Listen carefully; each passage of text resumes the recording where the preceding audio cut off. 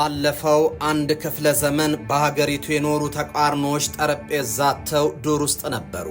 ከሀገር ምስረታ እስከ ሀገር ግንባታ ያሉ የኢትዮጵያን ውጣ ውረዶች ውስጥ አብሮነትን የሚያጎለብቱ ነገን የሚያስናፍቁና የብርቱና ጠንካራ ሀገር ግንባታ መሻት የኢትዮጵያን ሁሉ ህልም መሆኑ የአደባባይ ሀቅ ሆኗል።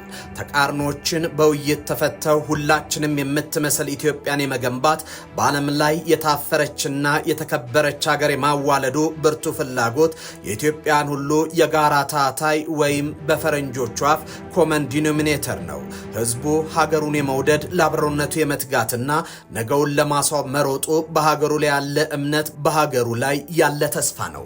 ከዚህ የህዝብ ፍላጎት በተቃራኒ ለውይይት የሚሆን በቂ ወንበርና አንድ የሚያደርግ የምክር ጠረጴዛ ሊቃኑ ባለማበጀታቸው ምክንያት በቀላሉ ሊፈቱ የሚችሉ ተቃርኖች በእነዚህ ዓመታት ውስጥ በጎጥ ጓዳ ሲቦኩ ኖሯል። በተለይም በዘመኔ ኢህአዴግ ተቃርኖን ከመፍታት ይልቅ ጥላቻን መሸመን ጭድና እሳት የሆነ የልሂቃን ግንኙነት በልሂቃን መካከል ፈጥሮ ግጭትን በማስተዳደር የስልጣን ዕድሜን የማራዘም ውጥን በጭድና እሳቱ ትብብር የስልጣኑ ዘመን ተቋጭቷል።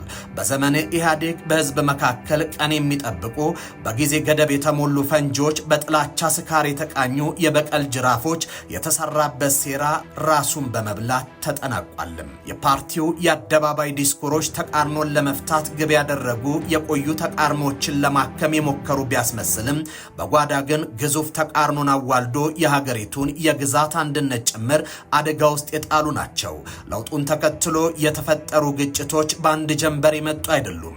ግጭት በፓርቲ ውስጥ በተደረገ የወንበር ለውጥ ነውጥ የፈጠረባቸው አካላት ለክፉ ቀን ተብለው የተቀመጡ የተቃርኖ ፈንጂ ቀለበቶችን በአንድ ጊዜ በመንቀል የመጣ አደጋ ነው። በአጭር ቋንቋ ተሰርቶበት ነው። ጤና ይስጥልኝ። ይህ ኢትዮ መልህቅ ነው።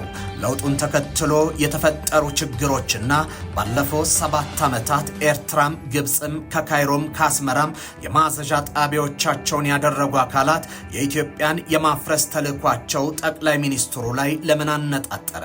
እርስ በርስ ለመጠፋፋት የሚፈልጉ አካላት ሁሉ የትኩረት ነጥብ ለምን ሆኑ የሚለውን እየዳሰስን አብረናችሁን ቆያለን። አብራችሁን ቆዩ።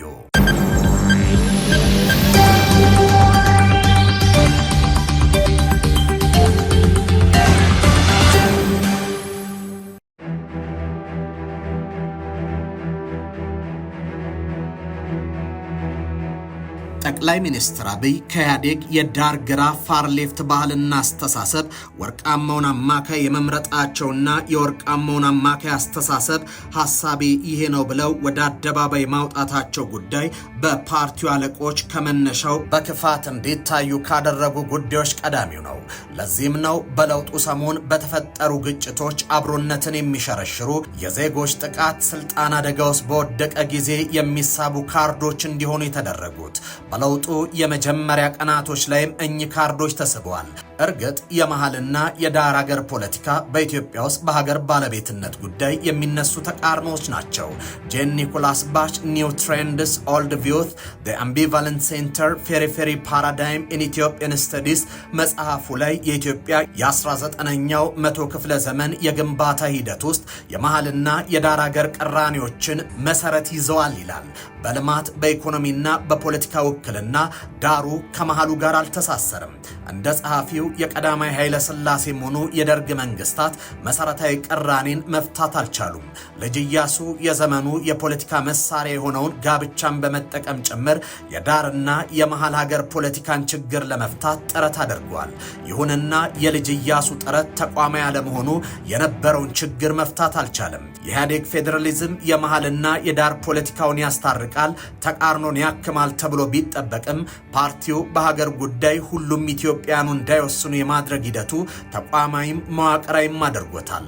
ባለው አሰራር መሰረት ጥቂቶች ብቻ የሀገር ባለቤት ያደረገ ስርዓትን በመዘርጋት ሲያስፈጽም ቆይቷል።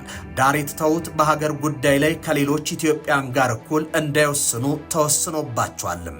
በራሳቸው ጣፈንታ ላይ የመወሰን ድርሻው የታዛቢነትና የአጋርነት ነው። ይህ ሀልዮት በዘመነ ኢህአዴግ መሬት ወርዶም ታይቷል።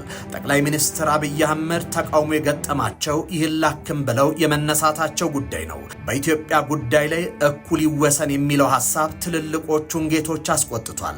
ይህም ለዓመታት የቀበሯቸውን የግጭት ፈንጂዎች እንዲመነዝሩት በዚህም ግጭት እንዲፈጠር አድርጓል። ጠቅላይ ሚኒስትር አብይ በሀገር ጉዳይ ማንም የበይ ተመልካች መሆን የለበትም፣ ኢትዮጵያን ሁሉ እኩል ናቸው፣ አግላይነት ይብቃ የሚለው እሳቢያቸው ለዘርፎ አደሮቹ የሚስማማ የፖለቲካ መስመር ሆኖ አልተገኘም። ከጆርጅ ኦርዌል አኒማል ፋርም ላይ እንደተገለጸው ሁሉም እንስሳ እኩል ናቸው፣ አንዳንድ እንስሳቶች ግን የበለጠ እኩል ናቸው የሚለው መራር የፖለቲካ ስላቅ ባለፈው 3 አስርት ውስጥ ኢህአዴግ የዘረጋውን እኩልነትን የደፈጠጠ የመሃል ዳር ሀገር ፖለቲካ ገላጭ ሆኖ ይታያል። ሁሉም ኢትዮጵያዊ በሀገሩ ጉዳይ ላይ መወሰን የለበትም የሚለው የፖለቲካ መስመር የኢትዮጵያ ጠላት መንግስታት ሐሳብ ጭምር ነው። ኢትዮጵያ ተዳክማ ካላየን የሚሉ ሀገራት ነባሩ የመሃልና የዳር ሀገር ፖለቲካ ተቃርኖ እንዲቀጥል የሚፈልጉት ኢትዮጵያን የማዳከም ዓላማቸውን እውን ለማድረግ ነው። ነገር ግን ባለፈው 7 ዓመታት በተሰራ ስራ የዳር ሀገሩን ፖለቲካና የልማት ተጠቃሚነት ወደ መሃል ለማምጣት ሰፊ ስራዎች ተሰርተዋል። ሁሉም በሀገሩ ጉዳይ እኩል ይወስናል። ግዙፍ የልማት ፕሮጀክቶች በሁሉም አካባቢዎች በፍትሃይነት እየተገነቡ ነው። ዛሬ በሶማሌ ክልል ግዙፍ የማዳበሪያና የተፈጥሮ ጋዝ ፕሮጀክቶች እውን ሆነዋል። የአፋር ክልል ከአርብቶ አደርነት ባሻገር በስንዴና አትክልት ፍራፍሬ ልማት ስራ ሰፊ ስራ መጀመሩ ትሩፋቱ ለሀገር የሚተርፍ ነው። የጋምቤላ ክልል የማዕድን ዘርፍ ደጋፊ ሆኖ ግዙፍ የወርቅ ፋብሪካዎች መዳረሻ ሆኗል። ሐረር ከተማን በማልማቱ የቱሪዝም መናኸሪያነቷ ጎልቶ ወጥቷል። ይህ ህልም እውን በመሆኑ በክልሎቹ ጉስቁልና በዜጎቹ እኩል አለመዳኘት ተጠቃሚ የሆኑ አካላት ጠቅላይ ሚኒስትሩ ላይ ጥላቻ መዘዋል። ኢትዮጵያን እናዳክማለን ብለው የተቀመጡ የውጭ ኃይሎች የዳሩ ሀገር በሀገሩ ላይ መሰልጠኑ ቅራኔን በማራገብ ግጭትን ለመፈብረግ የሚያደርጉት ትልም ላይ ሳንካ ሆኗል። መደመር እያንዳንዱ ኢትዮጵያዊ ተስፋ የሚያደርግባት ሀገር ትኖረን ይላል። ጠቅላይ ሚኒስትር መሆን የማይችል ሶማሌ፣ ጠቅላይ ሚኒስትር መሆን የማይችል አፋር፣ ጠቅላይ ሚኒስትር መሆን የማይችል ቤኒሻንጉልና ጋምቤላ ሳይሆን እያንዳንዱ ዜጋ ሀገሬን ልመራ እችላለሁ ብሎ አስቦ የሚዘጋጅባት ለሁሉም እኩል የሆነች ኢትዮጵያን መፍጠር ያስባል።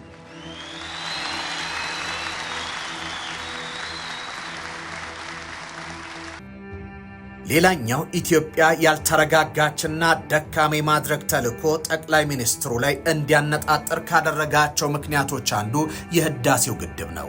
ህዳሴው እንዲጠናቀቅ የሆነው ሜቴክን የመሩ ዘራፊዎችን ጥግ በማስያዝ ነው። የህዳሴው ግድብ በውስጥ ዘራፊዎች የተፈጠረውን ቀውስ ለማረም የተሰራው አዲስ ግድብ እንደ መገንባት የሚቆጠርም ነው። ጠቅላይ ሚኒስትሩ ሌት ተቀን ክትትልና ቆራጥ አመራር በመስጠታቸው ለስራ አመራሩ ጉልበትና ትጋት ምክንያት በመሆናቸው ዜጋውን አስተባብረው ለአንድ ዓላማ መሰለፍ እንዲቀጥል ማድረጋቸው የዲፕሎማሲ ትግሉ ኢትዮጵያን እንድትመራ ማስቻላቸው እንዲጠናቀቅ አድርጎታል። የሀገርን ሀብት ሲዘርፉ የነበሩ አካላት ስለምን ዘረፋችን ቆመ በሚል ጠቅላይ ሚኒስትሩን የጥላቻቸው ማዕከል አድርጓቸዋል። የመጀመሪያው 6፣ 7፣ 8 ወራት የኛ ስራ የነበረው ችግሩ ምንድነው? እንዴት ተፈጠረ? እንዴት ይፈታል? በዝርዝር መገምገም ነው። ከገመገምን በኋላ ደግሞ ጠንከር ያለ ውሳኔ መወሰን ነው። ፕሮጀክቱ ስለምንፈልገው በጊዜ ማለቅ ስላለበት ልምድ ያለው ብቃት ያለው መስራት የሚችል ኃይል እናስገባ ብለን አጠቃላይ የአመራር ለውጥ በቦርድ በመብራት ኃይሉ በፕሮጀክቱ በብዙ መንገድ የአመራርና የኮንትራት ለውጦች አካሂደናል።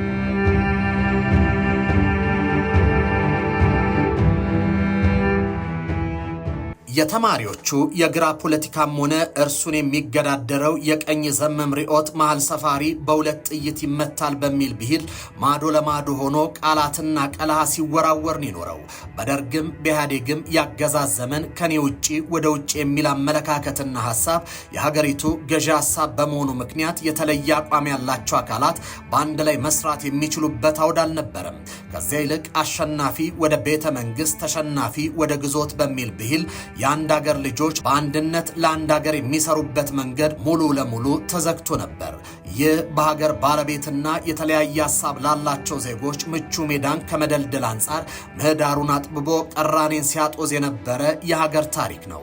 ጠቅላይ ሚኒስትር አብይ ከመጀመሪያ የስልጣን ቀናቶቻቸው አንስቶ ስደተኛ ዲያስፖራዎችን ተጣርቷል። መቀመጫቸውን በውጭ ሀገር ያደረጉ ሚዲያዎች በዚህ ጊዜ ህግና ስርዓትን አክብረው በሀገር ውስጥ እንዲሰሩ ተብሎ ወደ ሀገር ገብቷል።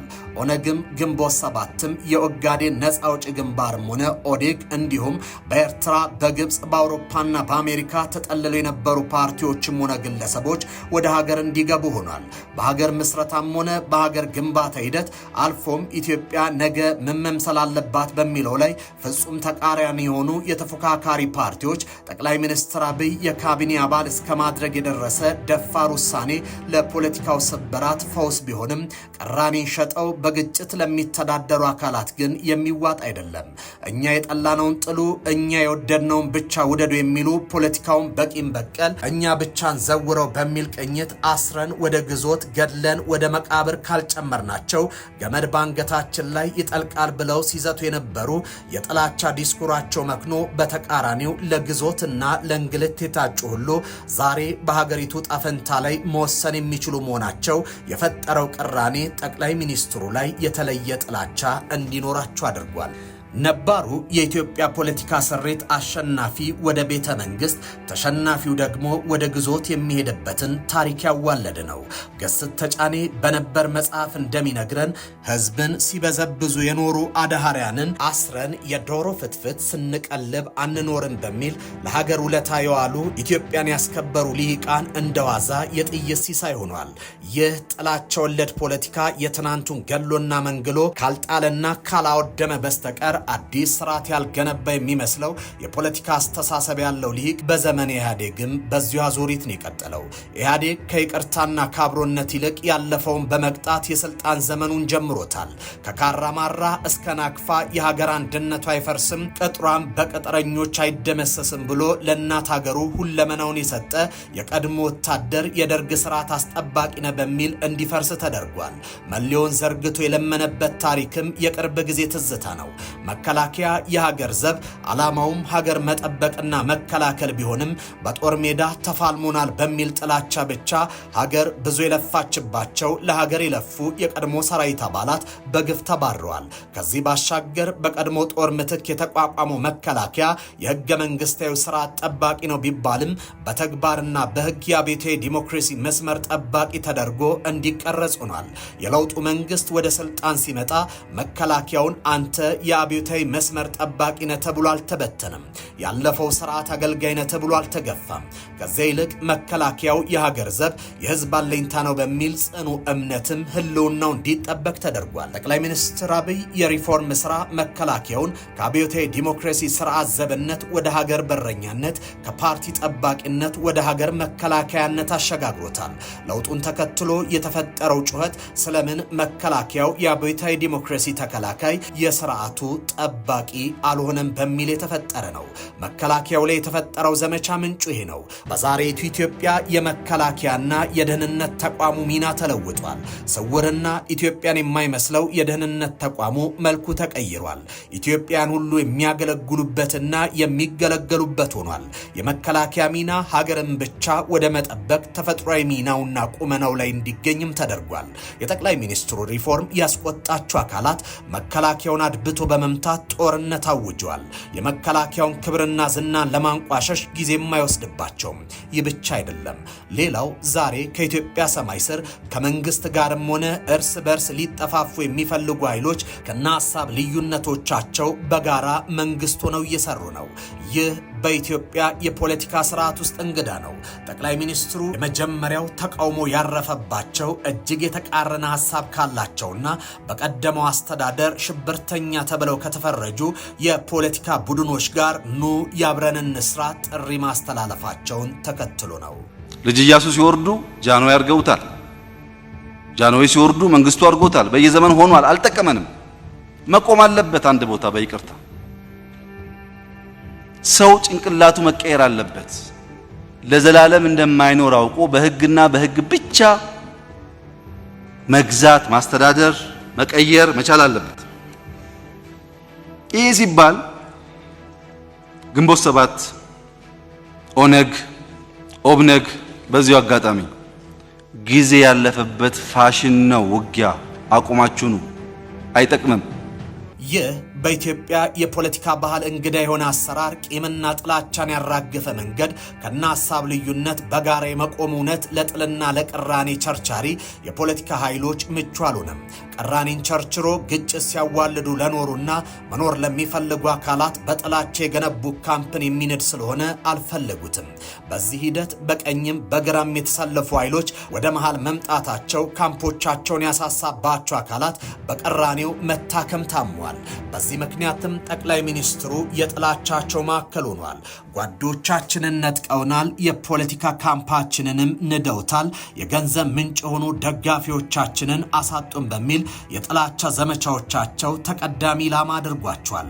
አመራርነትና ሀገር ከራስ ክብር በላይ ሀገር ከዛሬ ይልቅ ነገን የመመልከት ብቃት ይጠይቃል። ጠቅላይ ሚኒስትሩ ከእርሳቸው በተቃርኖ ከቆሙ አካላት ጋር ስለ ሀገርና ስለ ነገ ሲባል አብሮ መቆማቸው ለነሱ የሚዋጥላቸው አልሆነም። ትናንትን እያከመ ዛሬንና ነገን እየሰራ ታላቅ አገር በመገንባት አስደማሚ ለውጦች የሚታይባት ዓለም ከብዙ አቅጣጫዎች ምስክርነቱን እየሰጣት ያለች የተከበረች ሀገር የመፍጠር ራዕይ እውን እየሆነ መምጣትም ለነሱ የእግር እሳት ሆኖባቸዋል። ለዚህም ነው ጠቅላይ ሚኒስትሩ የነሱ የጥላቻ ኢላማ ያደረጉት። በሀገርና በሀገር መሪ ላይ ዘመቻ የመክፈት ግባቸውም ስለምን ዜጋው በሀገሩ ጉዳይ መወሰን ቻለ፣ ያልተገለጡ የኢትዮጵያ ሀብቶችን በመግለጽ ስለምን ወደ ሀገር ከፍታ ማማ ማንሰራራት ጀመረች፣ በአፍሪካም ሆነ በዓለም አቀፍ ደረጃ ስለምንስ ይህች ሀገር ተመራጭ እየሆነች መጣች፣ የዘረፋ መዋቅራችንስ ስለምን ተናደ፣ መከላከያው ከፓርቲ ዘብነት ወደ ሀገር ጠባቂነት ተፈጥሯዊ ሚናው ተሻገረ፣ የተለያየ ሐሳብ ያላቸው የፖለቲካ ሊቃን በሀገር ግንባታ ሂደት ውስጥ በጋራ ተሰለፉ የሚል ነው። ኢትዮጵያ ከትናንት የተሻገሩ የመልካም እሴቶችን እያስቀጠለችና የነገን ታላቅ ሀገር ለመፍጠር በህዝብ የነቃ ተሳትፎና በመሪ ቁርጠኝነት በትጋት እየሰራች የስኬት ጉዞዋን ቀጥላለች። የተወደዳችሁ የኢትዮ መልህቅ ቤተሰቦች የዛሬው ዝግጅታችን በዚሁ ተጠናቋል። በያላችሁበት ሰናይ ጊዜን በመመኘት እዚህ ላይ እንሰናበታለን።